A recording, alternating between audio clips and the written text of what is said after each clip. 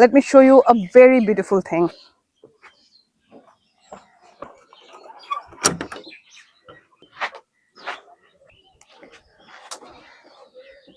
এটা কিন্তু আমাদের বাংলাদেশ। সুন্দর এই জায়গাটিতে যদি আমার মতো আপনারাও এসে থাকতে চান, তাহলে বাংলাদেশের যে কোনো প্রান্ত থেকে আপনাকে বাসে চেপে, পায়ে হেঁটে, সাঁতার কেটে অথবা উড়ে চলে আসতে হবে রাঙামাটির রিজার্ভ বাজার লঞ্চ ঘাটে।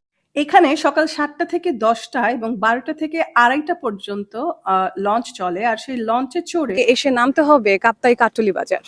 রাস্তায় যেতে যেতে আপনি দেখবেন চমৎকার সুন্দর বড় বড় নীল পাহাড় এবং একেবারে স্বচ্ছ পানি।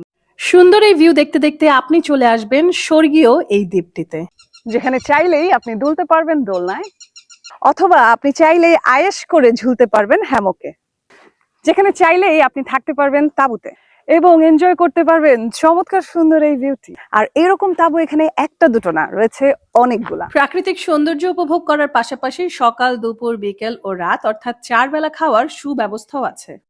এখানে আপনি আপনার বন্ধু বান্ধব, প্রিয়জন অথবা একা এসে 1 দিন 2 দিন 3 দিন অথবা যে কয়দিন থাকতে চান থাকবেন, এবং আমি গ্যারান্টি দিয়ে বলতে পারি আপনি যাওয়ার সময় চমৎকার সুন্দর একটা স্মৃতি নিয়ে ফেরত যাবেন।